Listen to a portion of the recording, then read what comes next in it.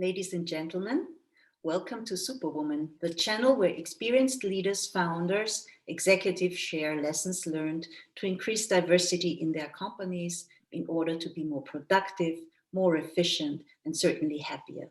I'm Heidi Eichinger from the German language edition of Forbes, and today it's my very great pleasure to introduce you to Angela Matthes, CEO of Baloise Life.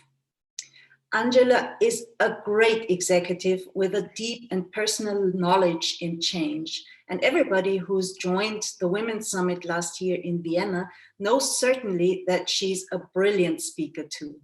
Hi, Angela. It's very good to have you here. Thank you for joining. Hi, Heidi. It's my pleasure to be here with you today. Thank you.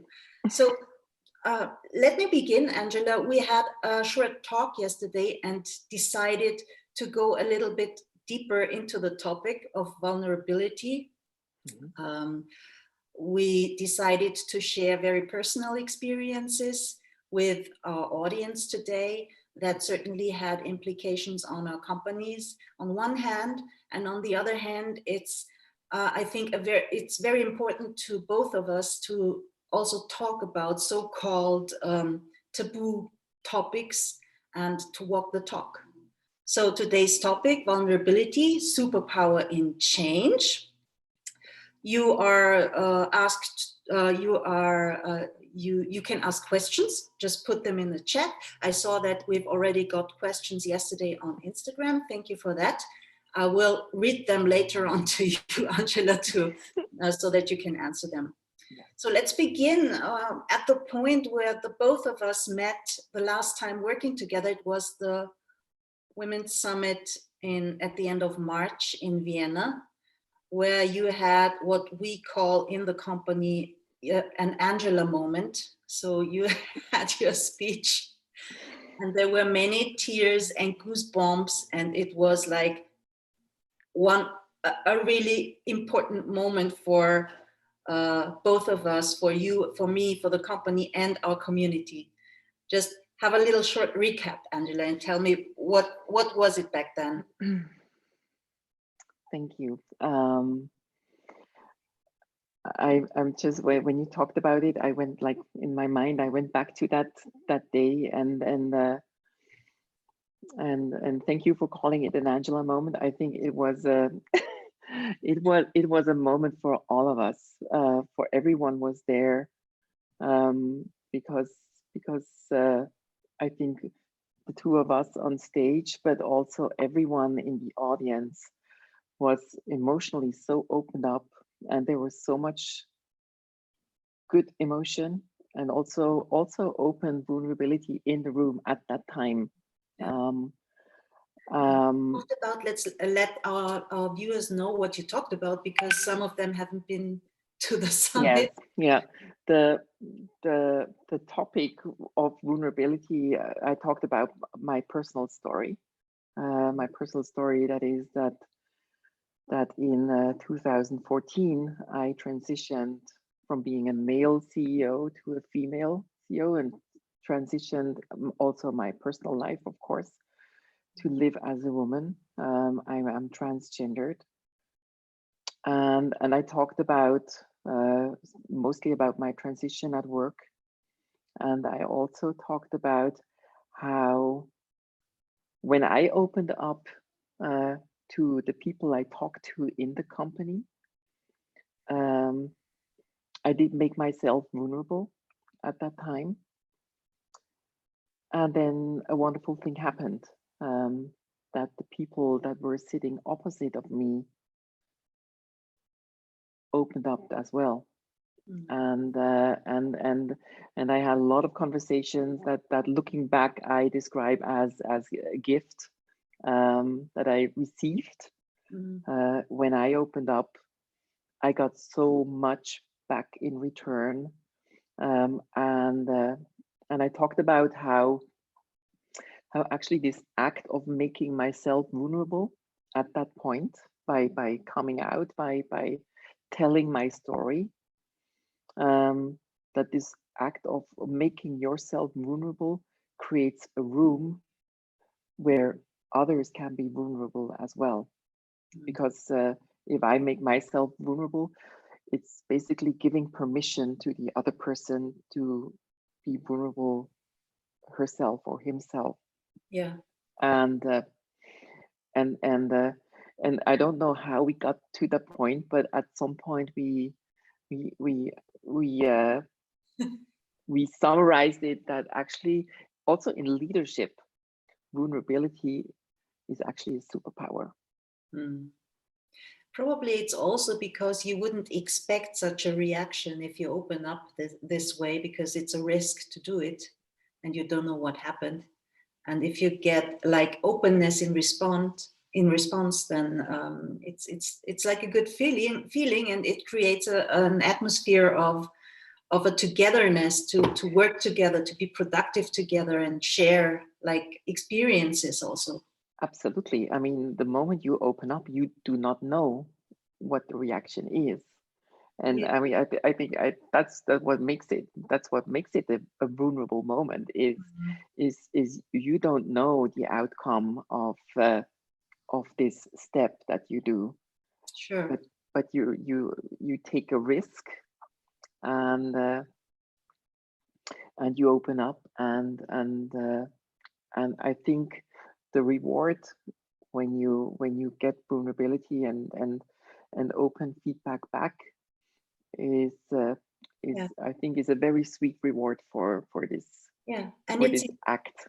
yeah, sure. And it's important to let the people around you know what what happens at the moment, because they probably don't know how you feel, what you're doing, what's changing. And in the moment you are transparent to them, uh, change has a chance to happen. So Absolutely.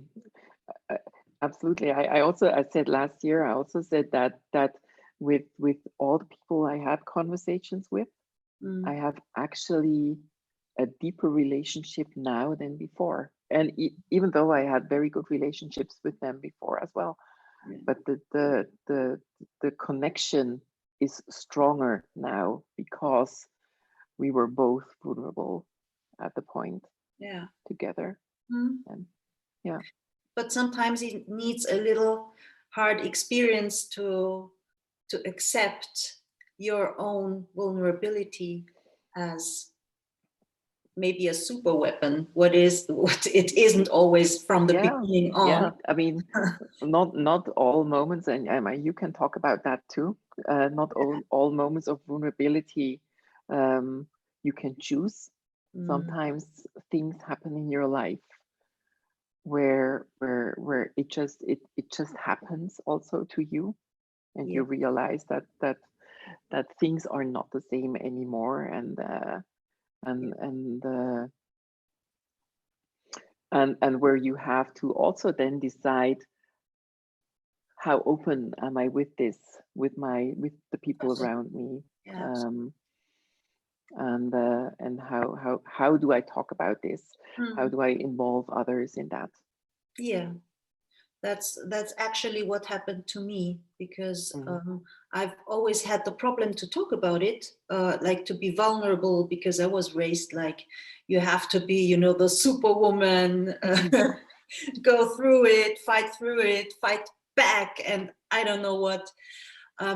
I was after our summit in Vienna. I was at the Global Under 30 Women Summit in Tel Aviv to meet also Moira Forbes, because I was really curious about her perspective on the diversity topic, and I had a very nice interview with her. And afterwards, I was invited to Cannes. It was in May, because I was invited to interview a CEO of a huge luxury brand, which is one of the main sponsors of the Cannes Film Festival. And I was invited to a party the evening before the interview should happen. And the story is I saw Colin Firth and I fainted. Really, I lost the sight on my complete right eye. I lost control of my right body half, and I nearly fell. I don't have a clear memory on this, but the doctors found out that I had a stroke, Mm. and I was like, I couldn't believe it. I Yeah. thought it was a regular vertigo and it's gonna go away. But when I was in hospital, I realized it won't. And yeah, I was then like 1 week in Cannes, and then flew over to Vienna, and then really an odyssey, a medical odyssey that was good, because I wouldn't sit here as I'm sitting here now if I didn't have all the possibilities, the medical possibilities that I could take for myself. Mm-hmm. And yeah, and I had to go step by step back to what I used to be, or yeah, Yeah. it And was. I admire for your courage, for your courage to talk about this also, Yes, I because was because absolutely one. because this is also something that you did not choose that, um, Oh, and probably I and did there is enforce it a little bit and with my and and lifestyle. and and sometimes in our society, physical weakness is not is is It's not very is accepted. not positive, and it takes courage to talk about it, and I think especially for people who maybe might also be a victim of a stroke or something else, Yeah, um, hearing those stories uh, actually gives them courage too, yeah, and to see um, how you step by step worked yourself back, mm. and and and uh, and that we're sitting here today and having this uh, this conversation, and we both can talk about our stories. I'm so extremely thankful for this, and for the Mm. possibility to do it like I want to do it, and to come out and say also thank you to all of the people who accompanied this journey, because Mm-hmm. I couldn't have done it alone. And it was like, because we wanted to talk also about which implications it had on the company. You Mm-hmm. cannot believe, like, people coming from outside the company, former partners of the Women's Summit, stepped in to do my job, like for a few weeks or until I come back, because I wasn't sure at all if I come back and could do the job I did. Yes. And the whole team, I mean, I had just one. I was still in Cannes, I believe. I got a short message from our CFO, and he told me, "Don't worry about the money. I'll found a system to help you and to support you. Just get Mm. healthy and don't think about things like this."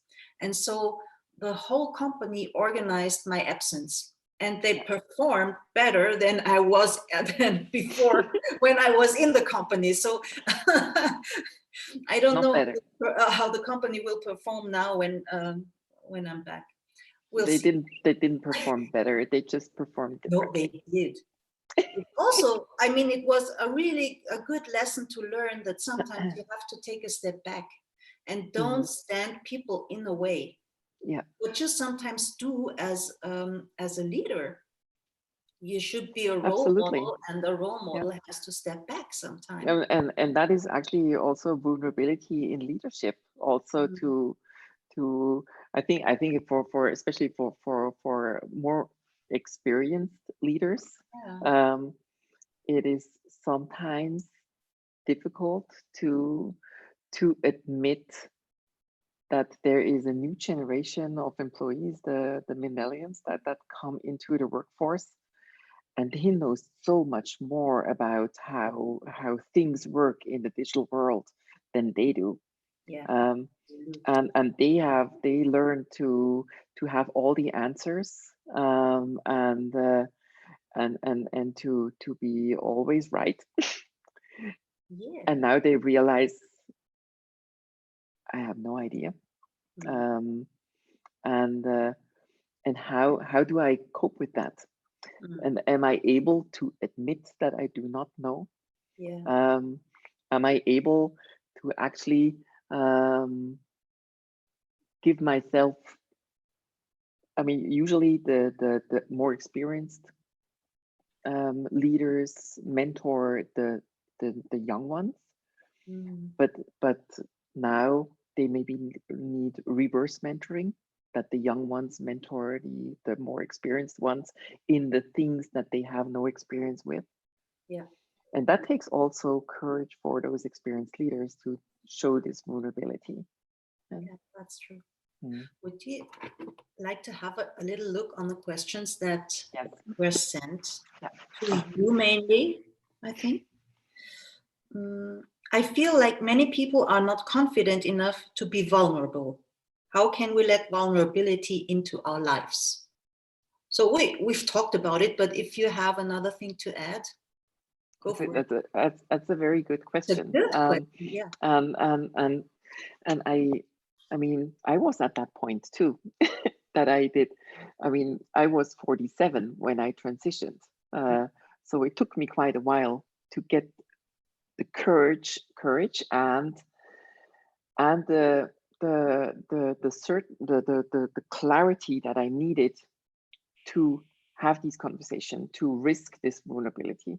Mm. Um, and I always say also to other transgendered people when they ask me how do I talk to my boss, the first thing I ask, are you clear for yourself um, that this is who you are, that this is what you want to be?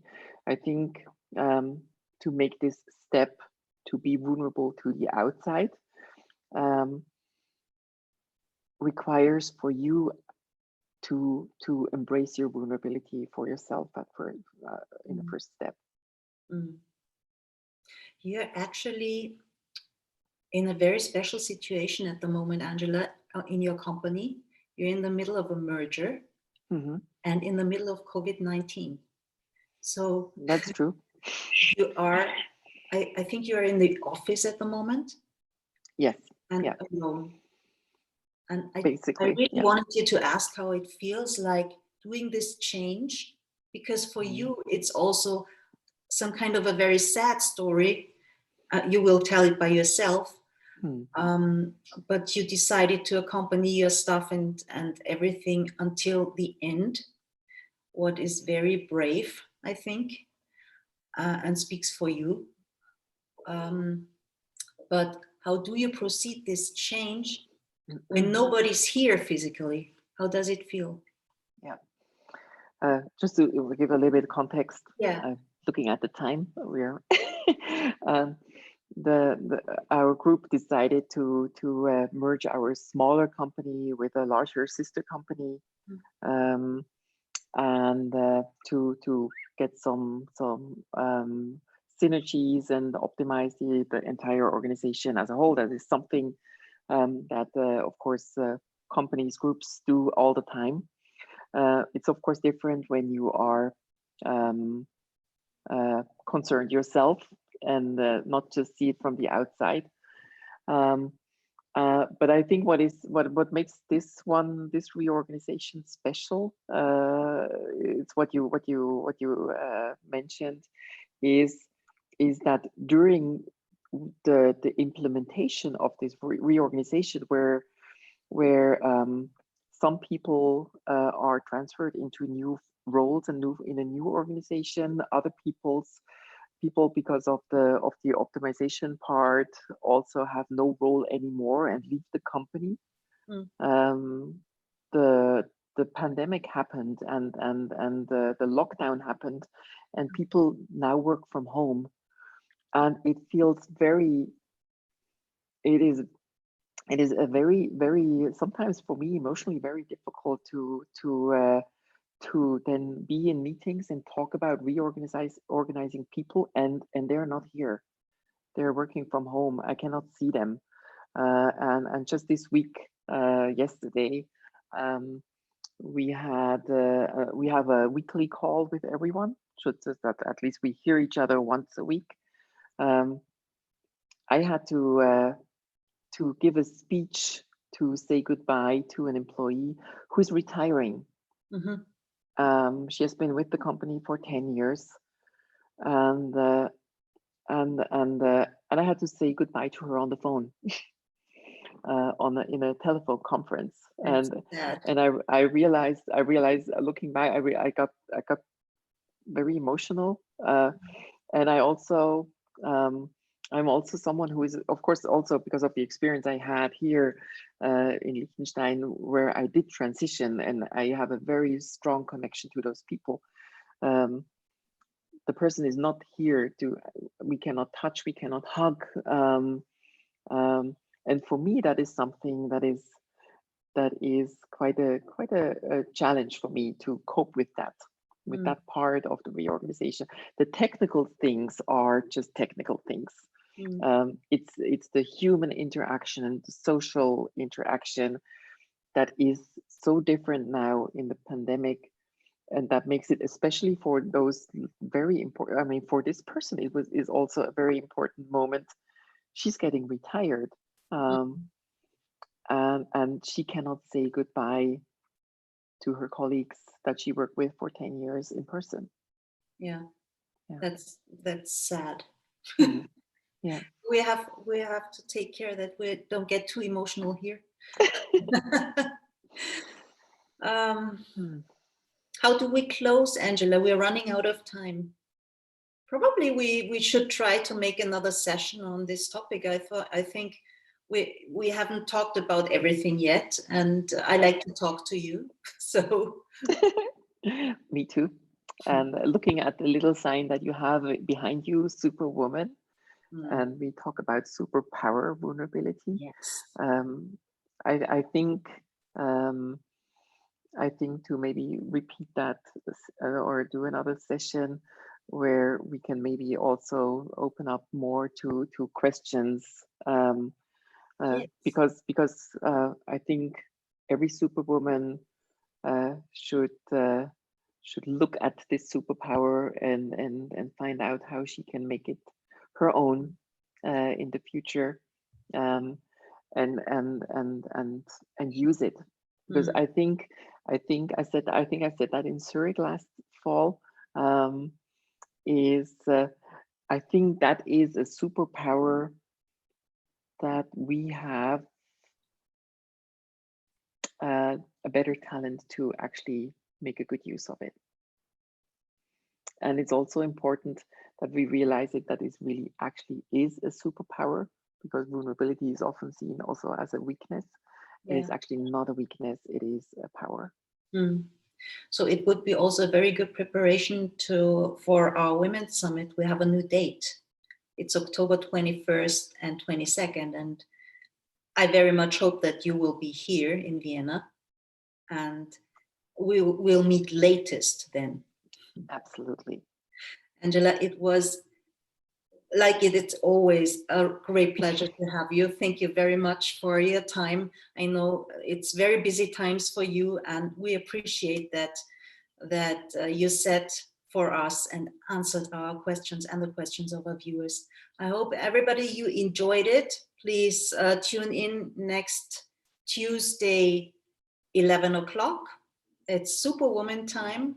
And after this, my colleague Chloe Lau will come with the entrepreneur and model Sarah Nuru. Enjoy the day with us. Bye.